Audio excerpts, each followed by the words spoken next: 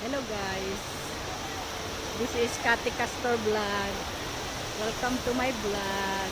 Nandito kami ngayon sa Disneyland. Dito pa lang po kami sa entrance. Mamaya kami papasok sa loob. The weather is so good and so hot. It's nice. Very fine weather.